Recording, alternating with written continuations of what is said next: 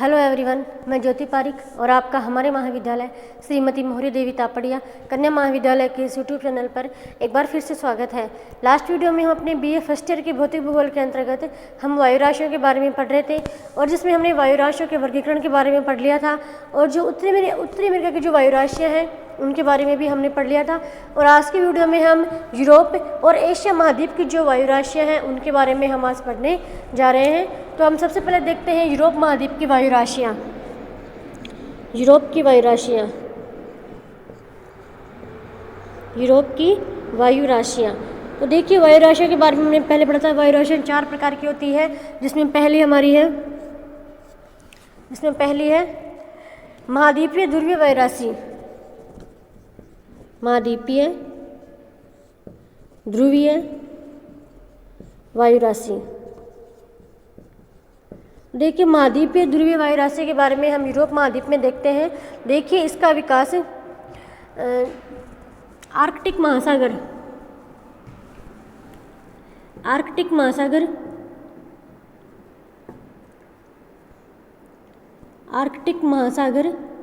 और फेनिस्कैंडिया, आर्कटिक महासागर और फेनिस्कैंडिया में जो यह हमारी पहली प्रकार की वायु राशि है महाद्वीपीय ध्रुवीय वायु राशि, इसका विकास यूरोप महाद्वीप में होता है। और यह जो वायु राशि है महाद्वीपीय ध्रुवीय वायु राशि, इस वायु राशि का जो विकास है ध्रुवीय क्षेत्रों में और महाद्वीपीय क्षेत्रों में इसका विकास होता है। तो यूरोप महाद्वीप में जो आर्कटिक महासागर है उसके आसपास के क्षेत्रों में और जो फेनिस्कैंडिया है इस क्षेत्र में यूरोप महाद्वीप में महाद्वीपीय ध्रुवीय वायु राशि का विकास होता है या फिर उत्पन्न होती है। उसके बाद हम देखते हैं अगली वायु राशि है समुद्री ध्रुवीय वायु राशि। समुद्री ध्रुवीय वायु राशि। देखिए, समुद्री ध्रुवीय वायु राशि के बारे में हम देखें यूरोप महाद्वीप में, तो ऐसी वायु राशि जो ध्रुवीय क्षेत्रों के पास होती है और ध्रुवीय क्षेत्रों के पास में समुद्री भाग में इस वायु राशि का विकास होता है। देखिए, इसमें उत्तरी अटलांटिक तट है, जो यूरोप महाद्वीप के पास जो उत्तरी अटलांटिक तट है, इस उत्तरी अटलांटिक तट के निकट ये हमारी अगली प्रकार की वायु राशि है ध्रुवीय समुद्री वायु राशि, इसका विकास होता है। तो इस प्रकार की वायु राशि का विकास ध्रुवीय क्षेत्रों में और ध्रुवीय क्षेत्रों के पास के जो समुद्र क्षेत्र है उसमें इसका विकास होता है। तो यूरोप महाद्वीप में इसका विकास होता है उत्तरी अटलांटिक तट के पास में, जो उत्तरी अटलांटिक महासागर है उस उत्तरी अटलांटिक तट के महासागर के पास में इसका विकास होता है। उसके बाद हम देख लें अगली प्रकार की जो वायु राशि है समुद्री उष्णकटिबंधीय वायु राशि। समुद्री उष्णकटिबंधीय वायु राशि। समुद्री उष्णकटिबंधीय वायु राशि। देखिए, हम समुद्र उष्णकटिबंधीय वायु राशि के बारे में देखें तो यह जो वायु राशि है वो उष्णकटिबंधीय क्षेत्रों में विकसित होती है और उष्णकटिबंधीय क्षेत्रों के समुद्री भाग है जिसमें इस वायु राशि का विकास होता है। हम यूरोप महाद्वीप में देखिए यूरोप महाद्वीप में एक तो भूमध्य सागर, इसके ऊपर इस प्रकार की वायु राशि का विकास होता है। उसके बाद पुर्तगाल के तट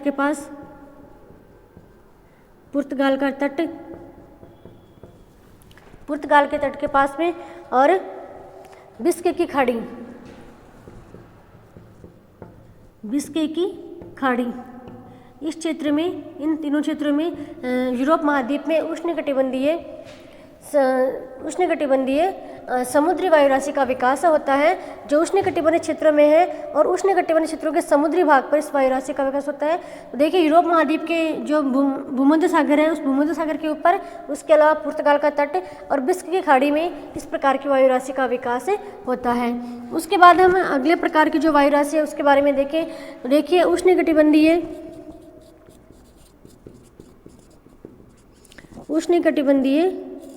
महाद्वीपीय वायु राशि। देखिए, उष्णकटिबंधीय इस प्रकार की जो वायु राशि है जो उष्णकटिबंधीय क्षेत्रों के जो महाद्वीपीय भाग है उन महाद्वीपीय भागों में इस प्रकार की वायु राशि का विकास होता है। हम यूरोप महाद्वीप की हम बात करें, देखिए यूरोप महाद्वीप में एक तो जो सहारा का जो मरुस्थल है, अफ्रीका में सहारा का मरुस्थल है, वो सहारा मरुस्थल के प्रभावित क्षेत्र हैं यूरोप महाद्वीप के जो सहारा मरुस्थल के जो प्रभावित क्षेत्र है, उन प्रभावित क्षेत्रों में इस प्रकार की वायु विकास होता है। उसके अलावा भी हम देखें तो यह जो वायु राशि है भूमध्य सागर के दक्षिण भाग में भी इस वायु राशि का विकास होता है, जो हमारी कौन सी है, उष्णकटिबंधीय महाद्वीपीय वायु राशि। तो ये है हमारी यूरोप की वायु राशियाँ जो 4 प्रकार से विकसित होती है। पहली हमारी है महाद्वीपीय ध्रुवीय वायु राशि जो आर्कटिक महासागर और फिनिक्स के इंडिया के पास विकसित होती है। दूसरी हमारी है महाद्वीपीय समुद्री ध्रुवीय वायु राशि जो उत्तरी अटलांटिक महासागर के तट के पास से विकसित होती है। तीसरी है उष्णकटिबंधीय समुद्री वायु राशि जो विश्व की खाड़ी, पुर्तगाल और भूमध्य सागर के पास विकसित हो रही है। और उसके बाद हमारी लास्ट है उष्णकटिबंधीय महाद्वीपीय वायु राशि जो सहारा मरुस्थल के आसपास के क्षेत्रों में विकसित होती है। यह है हमारी यूरोप महाद्वीप की वायु राशियाँ। उसके बाद हम देखते हैं हमारी अगली प्रकार की जो वायु राशि है वो है, अगली हमारी है एशिया महाद्वीप की वायु राशियाँ। एशिया महाद्वीप की देखिए, एशिया महाद्वीप में भी जो वायु राशियाँ हैं जिसमें विकसित होती है, जिसमें हमारी पहली है महाद्वीपीय ध्रुवीय वायु राशि।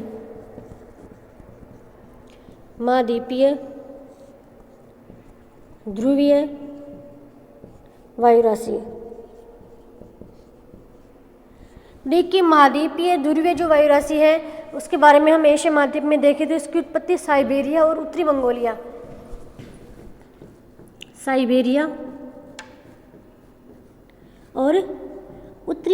के जो ठंडे प्रदेश हैं उन ठंडे प्रदेशों में महाद्वीपीय ध्रुवीय वायु राशि का विकास होता है। मतलब एशिया महाद्वीप के जो ध्रुवीय क्षेत्र है और ध्रुवीय क्षेत्रों के जो महाद्वीपीय क्षेत्र हैं उन महाद्वीपीय क्षेत्रों में इस प्रकार की वायु राशि का विकास होता है, जिसमें प्रमुख है साइबेरिया और उत्तरी मंगोलिया, जहाँ के ठंडे प्रदेशों में इस प्रकार की वायु राशि का विकास होता है।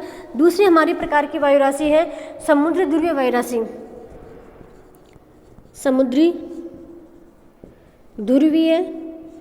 राशि। देखिए, समुद्री जो ध्रुवीय वायु राशि है उसका विकास होता है उत्तरी प्रशांत महासागर के पास।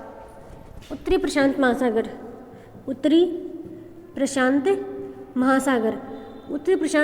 में इस प्रकार की वायु राशि का निर्माण होता है जिसका नाम है समुद्री ध्रुवीय वायु राशि।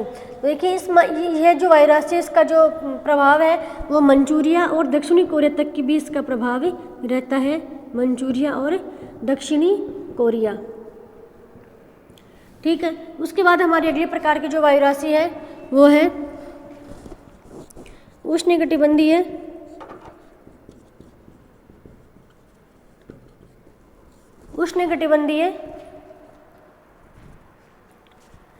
समुद्री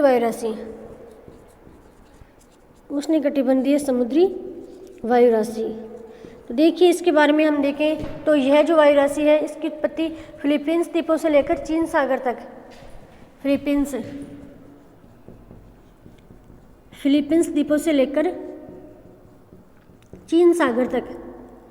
चीन सागर तक इस प्रकार की जो वायु राशि है उष्णकटिबंधीय समुद्री वायु राशि, इसका विकास होता है। तो यह जो वायु राशि है उष्णकटिबंधीय समुद्री वायु राशि, इसका विकास होता है फिलीपींस द्वीपों से लेकर और चीन सागर तक। तो ये हमारी एशिया की वायु राशि है। इसके बारे में हमने पढ़ा। जो पहले प्रकार की जो वायु राशि थी वो थी ध्रुवीय महाद्वीपीय वायु राशि। ध्रुवीय महाद्वीपीय वायु राशि ध्रुवीय क्षेत्रों के पास होती है, लेकिन महाद्वीपों के ऊपर जिस वायु राशि का विकास होता है वो होती है ध्रुवीय महाद्वीपीय वायु राशि। और एशिया महाद्वीप के ये वायु राशियाँ साइबेरिया और मंगोलिया में विकसित होती है। उसके बाद हमने देखा ध्रुवीय महासागरीय या फिर ध्रुवीय समुद्री। तो देखिए, ऐसे क्षेत्र में जो ध्रुव क्षेत्र पर होती है लेकिन समुद्री भाग में होती है। तो इस प्रकार की जो वायु राशि है वो उत्पन्न होती है एशिया महाद्वीप की उत्तरी प्रशांत महासागर के ऊपर, और इसका प्रभाव रहता है मंचूरिया और कोरिया पर भी इसका प्रभाव होता है। उसके बाद हमने पढ़ा उष्णकटिबंधीय समुद्री वायु राशि, जिसका विकास उष्णकटिबंधीय क्षेत्रों में और समुद्री क्षेत्रों में होता है, जो एशिया महाद्वीप के फिलीपींस द्वीपों से लेकर चीन सागर तक इसका विकास होता है।